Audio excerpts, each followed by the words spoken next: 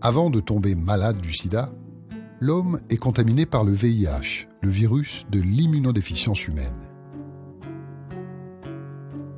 Le VIH se transmet lors de rapports sexuels non protégés ou par le sang, lors de transfusions ou d'échanges de seringues contaminées.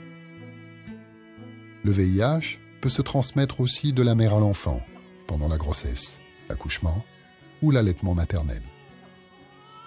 Le virus attaque certaines cellules du système immunitaire, les cellules à récepteur CD4, dont le rôle est d'organiser la contre-attaque quand un corps étranger nous agresse. Le virus du sida, comme tous les virus, doit obligatoirement intégrer une cellule pour se répliquer. Les capteurs dont il dispose à sa surface lui permettent de fusionner avec les CD4 des cellules immunitaires.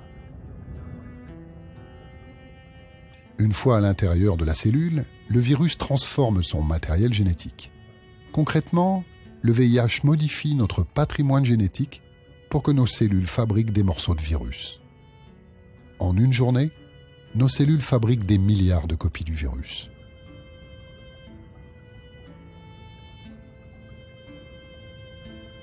Durant cette première phase, les symptômes comme la fièvre et la fatigue sont souvent confondus avec ceux d'une grippe. Notre corps n'a pas encore eu le temps de repérer l'invasion. Certains tests de dépistage sont alors incapables de révéler l'infection.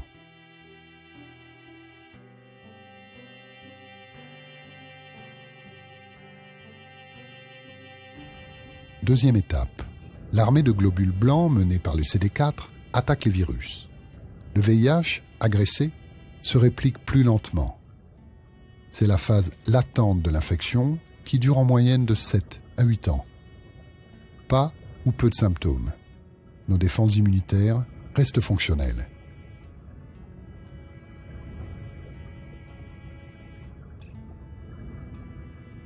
Troisième étape. Notre système immunitaire s'est épuisé dans la bataille, le virus prend le dessus, le nombre de CD4 s'effondre. La personne séropositive tombe malade du sida et devient la proie facile de maladies opportunistes, comme la tuberculose par exemple.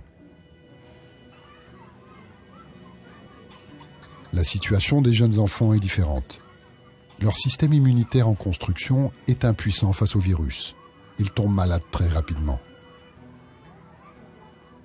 Sans traitement, un enfant sur deux n'atteint pas l'âge